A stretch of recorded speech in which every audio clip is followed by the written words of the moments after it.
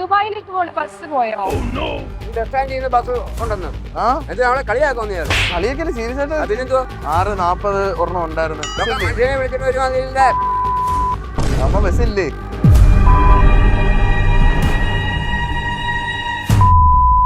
ഒരു തരത്തിൽ നോക്കുകയാണെങ്കിലല്ലോ എല്ലാരും പാവങ്ങളാണ്. പ്രാങ്ക് ചെയ്യാൻ വേണ്ടി ഒരാൾ ഇപ്പൊ ചേട്ടനെ സമീപിക്കുകയാണ്. എത്ര ദിവസം കൊണ്ട് ഇത് പ്ലാൻ ചെയ്യും? അവര് പറയുന്നതാണ് നമ്മുടെ ഡേറ്റ്.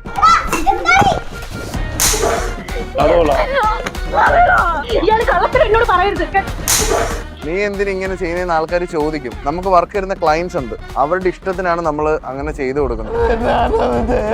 കസ്റ്റമേഴ്സ് എല്ലാം കൂടെ എടുത്തിട്ട് തന്നെ ഇടിച്ചു. ഈ പാട്, ഈ കാണുന്ന ഇപ്പുറത്തെ പാട്.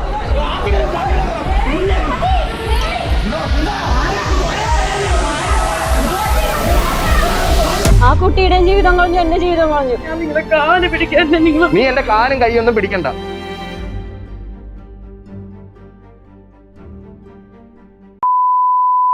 ചേട്ടാ എത്ര പ്രാങ്ക് ചെയ്തിട്ടുണ്ട് ടോട്ടൽ? ഞാനൊരു 10,000 എണ്ണം ചെയ്തിട്ടുണ്ട്. കുറച്ചൊക്കെ എനിക്ക് അപ്ലോഡ് ചെയ്യാൻ പറ്റിയുള്ളൂ. അത് വേറൊന്നുമല്ല, പല പല റെസ്ട്രിക്ഷൻസ് കാര്യങ്ങളും ഉണ്ട് കേട്ടാ. അതൊക്കെ കൊണ്ടാ അതിടാൻ പറ്റിയിട്ടില്ല.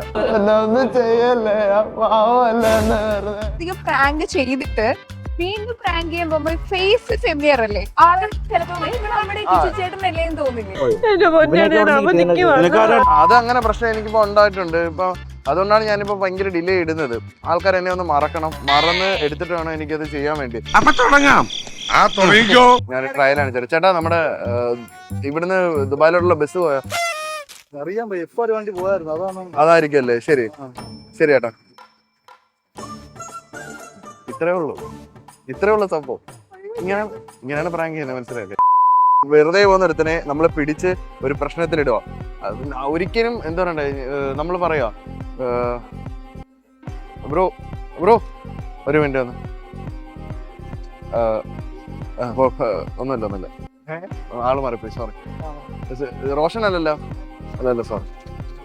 നമ്മൾ ആൾക്കാർ ഇങ്ങനെ വിളിച്ചിരുത്തി കൺഫ്യൂസ് ചെയ്യണം. ഇപ്പൊ തന്നെ എന്തിനായിരിക്കും എന്നെ വിളിച്ചത്? അതെ, അവൻ പെട്ടെന്ന് മെയിൻലി ഫസ്റ്റ് ആൾക്കാരുടെ മനസ്സിൽ വരുന്നത് ഒരു ഭയമായിരിക്കും, മനസ്സിലായില്ലേ? ഇനി നമുക്ക് ഒരുമിച്ച് ചെയ്യാം. അതുകൊണ്ട് ആ ബാഗ് ഇട്ടൊരു മാമൻ വരുന്നുണ്ടല്ലേ, ആ മാമന്റെ അടുത്ത് സുധാകരൻ മാമൻ എന്തെങ്കിലും ചോദിക്കും. ചോദിക്കും.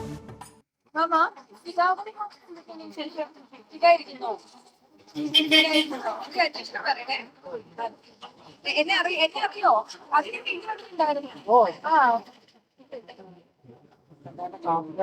മാമനോട് പണി ചെയ്യുന്നില്ലേ? സുധാകരൻ മാമന് മനസ്സിലായില്ലേ?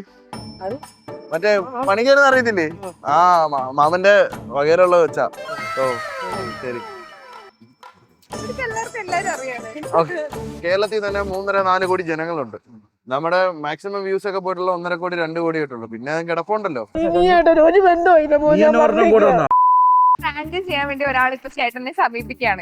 ഇപ്പൊ എന്റെ വൈഫിനെ പ്രാങ്ക് ചെയ്യണം, അല്ലെങ്കിൽ സിസ്റ്റർ ആരെയും ഒരു പ്രാങ്ക് ചെയ്യണം. എത്ര ദിവസം കൊണ്ട് ഇത് പ്ലാൻ ചെയ്യും? അങ്ങനല്ല, അവര് പറയുന്നതാണ് നമ്മുടെ ഡേറ്റ്. ഇപ്പൊ നാളെ ചെയ്യണമെന്ന് വെച്ചാൽ ഇന്ന് വൈകുന്നേരം നമുക്ക് സ്പോട്ടിൽ വിടുന്ന വണ്ടി കയറും. നാളെ പോയി ചെയ്തിട്ട് വരും. എവിടെയാണെങ്കിലും അവിടെ പോയി നീ എന്റെ കാലും കൈയൊന്നും പിടിക്കണ്ട. ചില സമയങ്ങളിൽ 1 മാസം 8 വീഡിയോ ആണ് നമ്മൾ ഷെഡ്യൂൾ ചെയ്യാറുള്ളത്. ഫെബ്രുവരിയിലേക്കുള്ള എല്ലാം ഷെഡ്യൂളാണ്. ഇപ്പം ഞാനൊരു ദിവസം സാബു ചേട്ടൻ ഇന്റർവ്യൂസ് എടുത്ത് സാബു ചേട്ടൻ പറഞ്ഞൊരു കാര്യമാണ്, ഞാൻ പ്രാങ്ക് ഒരു സമയത്ത് ചെയ്തിട്ടുണ്ടായിരുന്നു. പക്ഷെ ലൈഫിൽ ഒരു കുട്ടിയെ പ്രാങ്ക് ചെയ്ത് ഇന്നും എന്നെ ഉറക്കം കിടത്തുന്നു. ഇന്നും എനിക്കത് ഇത്രയും പെയിൻഫുൾ ആയിട്ട് ഞാൻ എന്തിനത് പ്രാങ്ക് ചെയ്തു എന്നൊക്കെ തോന്നിയിട്ടുണ്ടെന്ന് പറഞ്ഞു. അങ്ങനെ ഇത്രയും ഒരു 10,000 പ്രാങ്ക് ചെയ്തു എന്ന് പറയണോ? അങ്ങനെ ഒരു ഫീൽ ഉണ്ടായിട്ടുണ്ട് ഏതെങ്കിലും ഒരു പ്രാങ്കിന് ശേഷം? തീർച്ചയായും. ഞാൻ തൃശ്ശൂർ വെച്ച് ഷൂട്ട് ചെയ്തൊരു വീഡിയോ ഏകദേശം 3 മാസം ടൈമേ ആയുള്ളൂ കല്യാണം കഴിഞ്ഞിട്ട്. അവര് എന്താ പറയാ, നമുക്ക് ചില മനുഷ്യരുണ്ട് വളരെ സോഫ്റ്റ് ആൻഡ് സ്വീറ്റ് ആയിട്ടുള്ള വ്യക്തികളായിരിക്കും. അവർക്കത് താങ്ങാൻ പറ്റുന്ന ഒരു അവസ്ഥ ആയിരിക്കത്തില്ല. ഞാൻ ചോദിച്ചപ്പം എൻ്റെ അടുത്ത് പറഞ്ഞത് ബോൾഡാണ്, വളരെ സ്ട്രോങ് ആയിട്ടൊരു കുട്ടിയാണെന്നാണ്. പക്ഷെ ശരിക്കും ഞാനിതൊരു അവിഹിതം പോലെ അവതരിപ്പിച്ചപ്പോഴത്തേക്കും ആ കുട്ടി തകർന്നു പോയി. ഏങ്ങി കരയുന്ന ഒരു അവസ്ഥ എത്തി. നിന്റെ ലാസ്റ്റ് തീരുമാനം പറ. എടാ, ഒരു തവണയില് അവളെ വേണോന്ന് പറയാൻ അവളെ കെഞ്ചി ചോദിക്കുന്നു. പിന്നെ ആക്ച്വലി നമ്മളൊരു വീഡിയോ എന്ന് വെച്ചാൽ നിങ്ങൾ കാണുന്നതിനൊക്കെ 3 മണിക്കൂർ വീഡിയോ ഒക്കെ ഉണ്ട്. ഒരു 3 മണിക്കൂർ വീഡിയോ ആണ് കട്ട് ചെയ്ത് 25 മിനിറ്റ് ആക്കുന്നത്. അതെ, നിങ്ങൾ കാണാത്ത ഒരുപാട് കാര്യങ്ങളുണ്ട്. കാര്യം അത് ചെയ്തതിന് ചിലപ്പോൾ നാട്ടുകാർ എന്നെ തെറി വിളിക്കും. നീ എന്തിനും ഇങ്ങനെ ചെയ്യുന്നതെന്ന് ആൾക്കാർ ചോദിക്കും. ശരിക്കും ഞാൻ അങ്ങനെ ചെയ്യുന്നതല്ല. നമുക്ക് വർക്ക് വരുന്ന ക്ലയൻസ് ഉണ്ട്, അവരുടെ ഇഷ്ടത്തിനാണ് നമ്മൾ അങ്ങനെ ചെയ്തു കൊടുക്കുന്നത്.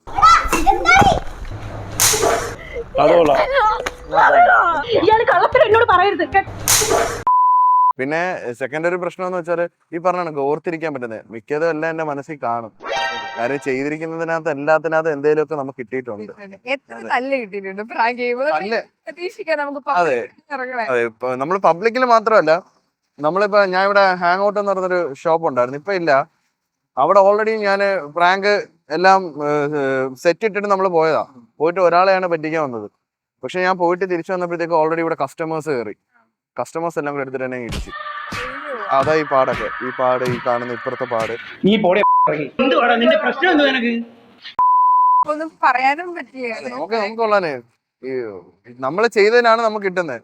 കൊണ്ടോണം, വന്നോണം, നിന്നോണം, കൊണ്ടോണം, പൊക്കോണം. അതാണ് സിസ്റ്റം. ലൈവായിട്ടൊന്ന് പ്രാങ്ക് ചെയ്ത് കാണിച്ചു തരാം. കാരണം ഞാൻ എപ്പോഴും ഈ ചെറിയ യൂട്യൂബ് വീഡിയോയിൽ മാത്രമേ കണ്ടിട്ടുള്ളൂ. ലൈവായിട്ട് എനിക്ക് കാണുന്നുണ്ട് ആൾക്കാരുടെ. പിള്ളേരും എല്ലാം പോകുന്നെങ്കിൽ ഉണ്ടല്ലോ, പയ്യെ പിള്ളേർ മാമന്മാരെല്ലാം മോളെ ദുബായിലെ ബസ് പോയോ ചോദിക്കണം കേട്ടോ. ദുബായിലോട്ടുള്ള ബസ് പോയോ, ഇനി അബുദാബിയിലോട്ടുള്ള ബസ് പോയോ ചോദിക്കണം. അതെനിക്ക് ആള് വരട്ടെ. A few moments later.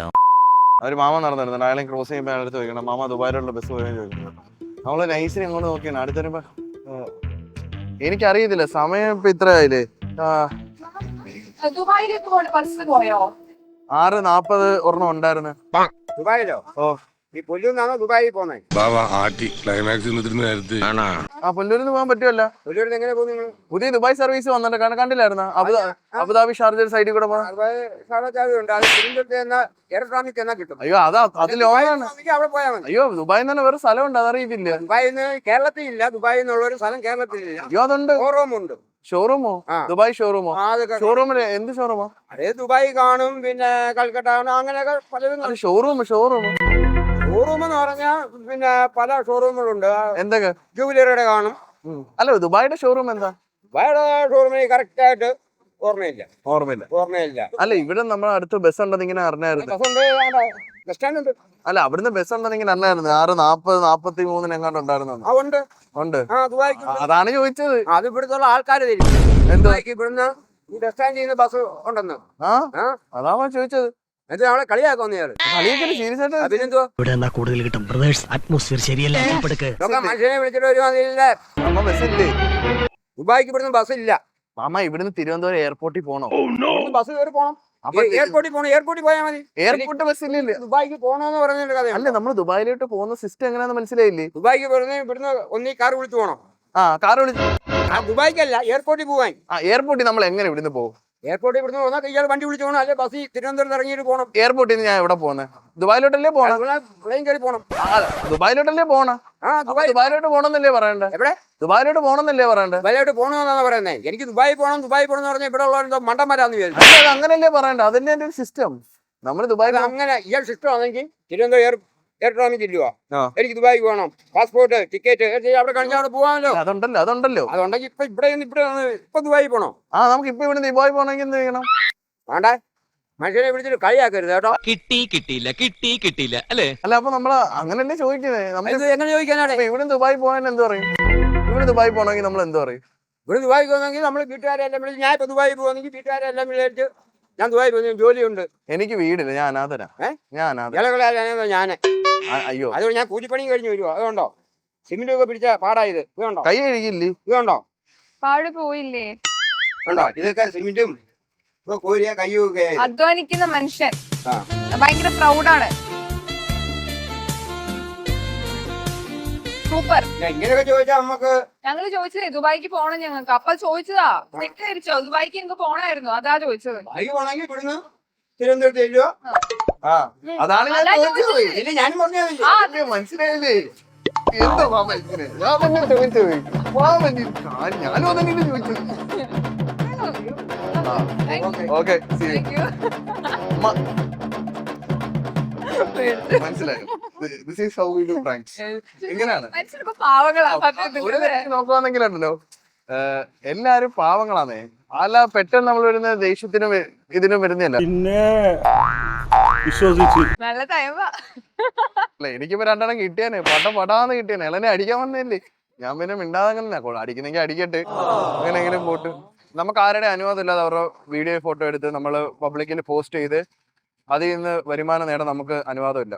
ഒരാളുടെ അനുവാദം വാങ്ങി ഈവൻ ഞാൻ വീഡിയോയിൽ എല്ലാത്തിനും ക്യാമറ കാണിച്ചു കൊടുക്കുന്നത് എന്താണെന്നറിയോ, അതൊരു കൺസേൺ ആണ്. അതായത് ക്യാമറ ഉണ്ട്, ഇത് KL പ്രാങ്ക് എന്ന് പറഞ്ഞ യൂട്യൂബ് ചാനലിൽ പ്രാങ്ക് ഷോ ആണ്, ക്യാമറ തോന്നിരിക്കുന്നതിന് കാണിച്ചു കൊടുക്കുന്നത്, അത് കൺസേൺ മേടിക്കുന്നത്. പിന്നെ പേഴ്സണലായിട്ട് നമ്മൾ ചെയ്യുന്ന ആൾക്കാരുടെ അടുത്ത് നിന്ന് നമ്മളല്ലാതെ ചിലരെയും നമ്മൾ മറ്റേ എഗ്രിമെന്റ് വാങ്ങിക്കും, ബോണ്ട് മേടിക്കും. ചിലയിടത്തും നമ്മൾ അല്ലാതെ വീഡിയോ എടുത്തിട്ട് കൺസേൺ മേടിക്കുന്നുണ്ട്. കൺസേൺ മേടിക്കാൻ ഞാൻ ഇന്നവരെ വീഡിയോ ഇട്ടിട്ടില്ല. കൺസേൺ മേടിക്കാതിട്ട് കഴിഞ്ഞാൽ ഇല്ലീഗലാണ്. ഇവരത്തെ ചെയ്തോ കാലിലും വീണോ? ഞങ്ങളെന്നാ എനിക്ക് ഇരിക്കോ? ഓക്കെ ഓ കണ്ടല്ലേ എല്ലാം കൂടെ ആക്കിയോ? കുളം ആക്കിയതല്ല, ആയിപ്പോയി. നമസ്കാരം. നമസ്കാരം അച്ഛാ, സുഖം. അല്ല ഒരു ഇന്റർവ്യൂ ആണോ? ക്യാമറ ആണ് അപ്പുറത്തും ഉണ്ട് ക്യാമറ. ശരി അച്ഛാ. പണിയെടുത്ത് തിന്നണമെന്നൊക്കെ ആഗ്രഹമുണ്ട് സാറേ, പക്ഷെ പറഞ്ഞു പറ്റിച്ച് തിന്നാലേ വായിന്നിറങ്ങുള്ളൂ. ഈ സബ്സ്ക്രൈബേഴ്സിന് ഒരു സപ്പോർട്ട് ഉണ്ടല്ലോ, കാരണം അവർക്ക് വേണ്ട കോൺടാക്ട് കമന്റിലൂടെ ഇന്നത് ചെയ്യും അതിൽ നിന്ന് സെലക്ട് ചെയ്തെടുക്കാറ്. തീർച്ചയായിട്ടും ഞാൻ ചില സമയങ്ങളിൽ സബ്സ്ക്രൈബേഴ്സ് പറയുന്ന എല്ലാ കാര്യങ്ങളും ഫീസിബിൾ അല്ല. കുറെ കാര്യങ്ങൾ ടെക്നിക്കൽ ഇഷ്യൂ വരും, കുറെ കാര്യങ്ങൾ കുറെ ടെക്നിക്കൽ പ്രോബ്ലംസ് ഉണ്ട്. ഞാൻ ഇതുവരെ ഒരു സർക്കാർ ഓഫീസിൽ പ്രാങ്ക് ചെയ്തല്ല. കാര്യം സർക്കാർ ഓഫീസിൽ ഒരു വീഡിയോ ചെയ്ത് കഴിഞ്ഞാൽ അത് കൃത്യനിർവഹണം തടസ്സപ്പെടുന്നതിന് കേസ് പോകും. കാര്യം ഞാൻ ഒരിക്കലും KSRTC ബസ് സ്റ്റാൻഡിൽ പോയി പെട്രോൾ ഒഴിച്ചിട്ടുണ്ട്. അന്ന് ഞാൻ അനുഭവിച്ച പാടെന്തെന്നറിയോ, പാടുമന്തിരടിയും. ഞാൻ അവസാനം ഒരുപാട് ബുദ്ധിമുട്ടി ആ കേസിൽ നിന്ന് വന്നത്. അല്ലെങ്കിലും പണക്കാരെയും ഫേമസ് ആയവരെയും ബഹുമാനിക്കാൻ ഈ മലയാളി കിഴങ്ങന്മാർക്ക് അറിയില്ലല്ലോ. 18-19 വയസ്സിനൊക്കെ മുകളിലോട്ടുള്ള നമുക്ക് കാണുമ്പോൾ മനസ്സിലാവല്ലോ, ഇച്ചിരി മെച്യൂർ ആയ കുട്ടികളെ പ്രാങ്ക് ചെയ്യുക. രണ്ടാമത്തെ കാര്യം, ഇതിന്റെ പിന്നിലുള്ള കോൺസിക്വൻസസ് ഉണ്ട്. ഇതിന്റെ നിയമങ്ങൾ പഠിച്ചിട്ട് വേണം ചെയ്യാൻ. റോഡിലൊക്കെ ഇറങ്ങി ഒരു തോക്കെടുത്ത് പൊട്ടിക്കുക, എടുപ്പിക്കുക എന്നൊക്കെ പറയുന്നത് അത് സമൂഹത്തിന് ഭീഷണി കണക്ക് വരുന്ന സാധനമാണ്. അങ്ങനെ എന്തെങ്കിലും ഒരു പ്രശ്നം ഉണ്ടായി, ഒരു പയ്യന് അപകടത്തിൽ മരിക്കുക എന്തെങ്കിലും ചെയ്ത് കഴിഞ്ഞാൽ കേരളത്തിലെ പ്രാങ്ക് ബാനാ. പിന്നെ നമുക്ക് ആർക്കും ചെയ്യാൻ പറ്റില്ല. അതെ, ചെന്നൈയിലും മുംബൈ ഡൽഹിയിലും ബാനാണല്ലോ.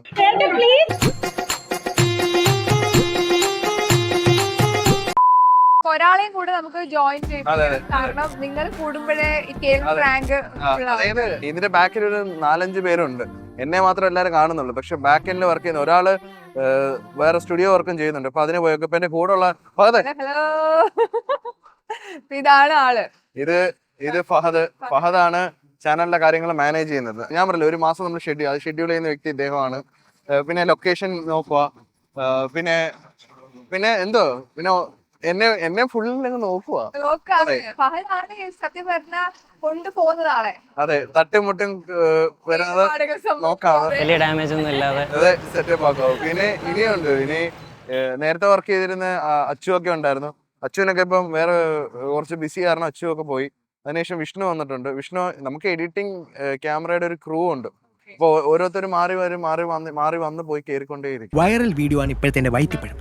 ചുമ്മാ പ്രാങ്ക് വീഡിയോസ് ഉണ്ടാക്കുന്നു, യൂട്യൂബിൽ എന്റെ ഹോൾഡ് ഉപയോഗിച്ച് ഹിറ്റാക്കി ക്യാഷ് എടുക്കും. A few moments later. ചേട്ടാ ഇവളാന്ന് പറഞ്ഞിട്ട് ഇങ്ങനെ അടിക്കാൻ പോകുന്നതിനൊക്കെ പോകണം. ഞാനടിക്കാനോ ചേട്ടാ? ഇവളാണ് ചേട്ടാ. അത് കലക്കി. എപ്പോഴും ഇവിടെ തന്നെ പ്രശ്നം ഉണ്ടാക്കാം. എങ്ങനെ ഇരിക്കണം? നിങ്ങളമ്മ എന്താ പ്രശ്നം? ശരി കേട്ടോ. അത് വെറും ആക്ടിംഗ് ആയിരുന്നു, നിനക്ക് മനസ്സിലായില്ലേ? മനസ്സിലാവേ ഇല്ല. ഇപ്പൊ മനസ്സിലായി നമ്മൾ എന്തുകൊണ്ടാണ് ക്യാമറ ഹൈഡ് ചെയ്യുന്നത്.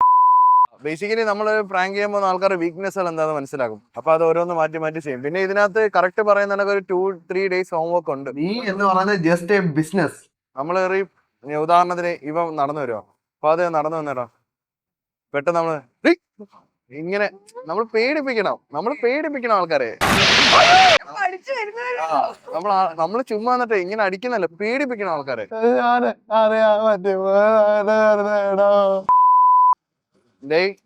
എന്ത് പ്രശ്നം എന്ത് നിനക്ക്? നീ ഇവനായിട്ട് എന്ത് പ്രശ്നം? കൊറേ നാളെയല്ലേ തുടങ്ങിയിട്ട്. കൂടുതൽ കളിക്കരുത്, ഇതെല്ലാം കണ്ടിട്ടുള്ള നമ്മളാ. അല്ല, പക്ഷെ അവൻ ഭയങ്കരമായിട്ട് പേടിച്ചല്ലേ? ഭയങ്കരമായിട്ട് പേടിച്ചവൻ. നമ്മൾ സംസാരിച്ചോണ്ടിരിക്കും, നമ്മൾ ശ്രദ്ധിക്കാതെ സംസാരിക്കും. അടുത്ത് വരുമ്പോഴോ ഒറ്റ വീഴ്ച.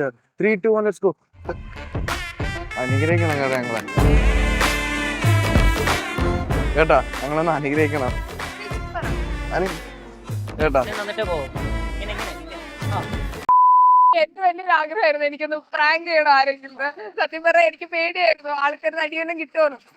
അങ്ങനെ ഒന്നാമത്തെ കാര്യം നമ്മൾ ആൾക്കാർ വളരെ കൂളാണ്. ഇവിടെ രക്ഷപ്പെടാമെന്ന് വിചാരിക്കണം. എന്ത് തന്നെ വന്നാലും ഞാൻ തന്നെ എത്ര പേര് പോയിട്ട് അവരെ ചേരുന്നുണ്ടല്ലോ, അവര് ചിലപ്പോ കൈ നിക്കത്തില്ല. ഇവരൊക്കെ എന്ന് വെച്ചാൽ കൈ നിക്കും. A few moments later. അപ്പൊ ദുബായിലേക്ക് പോണ്ട ബസ് പോയോ? എത്ര മണിക്ക് പോയി? നമ്മുടെ ഉപാസന കണ്ടില്ലല്ലേ? ഓ ശരി.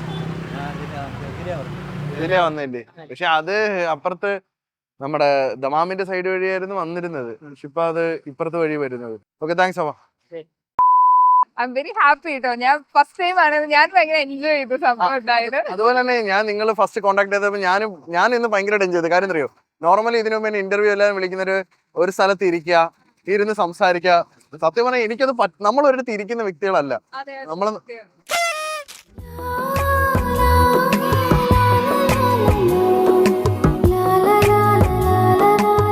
ആ കുട്ടിയുടെ ജീവിതം കളഞ്ഞു, എന്റെ ജീവിതം കളഞ്ഞു. നമ്മളെന്ന് പറഞ്ഞാൽ ഓടിച്ചാടി നടക്കുന്നവരാ. അപ്പൊ നമുക്ക് എല്ലാം ലൈവാണ്, നമ്മുടെ പ്രോഗ്രാംസ് ലൈവാണ്. അപ്പൊ ലൈവില് നമ്മൾ കാര്യങ്ങൾ നടക്കണം. നിങ്ങൾ തന്നെ ഇപ്പൊ എനിക്കിപ്പോ ഇതിന്റെ ഇടയ്ക്ക് പ്രാങ്ക് ചെയ്യാൻ പറ്റി, ലൈവായിട്ട് ഇത് ഓടിക്കാൻ പറ്റി. എനിക്ക് ഭയങ്കര സന്തോഷമുണ്ട് കേട്ടോ. നിങ്ങൾ ഈ ഒരു കൺസെപ്റ്റ് എനിക്ക് ഇഷ്ടപ്പെട്ടു. നമ്മളെ പ്രോപ്പർ ഇന്റർവ്യൂ ഇത് നമ്മൾ കുറച്ച് ഡിഫറെന്റ് ആയിട്ട് ഇങ്ങനെ പോകുമ്പോഴാണ് സുഖം. ഇതാണ് സുഖം. കൊണ്ടുപോകുന്ന പറഞ്ഞാൽ കൊണ്ടുപോകും. അടുത്തൊരു വീഡിയോ കാണുന്നവരെ my dear friends, bye by.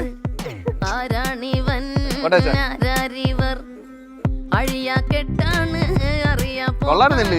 മറ്റേ സത്യം പറഞ്ഞാൽ ഇങ്ങനെയാണ് നമ്മൾ പ്രാങ്ക് ചെയ്യുന്നത്. സത്യം പറഞ്ഞാൽ പ്രാങ്ക് ചെയ്യുന്നത് നമുക്കൊരു ജോലിയായിട്ട് തോന്നുന്നില്ല. നമ്മളിതിന്റെ റിയാക്ഷൻസ് കാണുമ്പോൾ ചിരിച്ചിരിച്ചിരിച്ചങ്ങ് ഭയങ്കര രസമായിട്ട് പോകും. ബ്രോ അപ്പൊ താങ്ക് യു.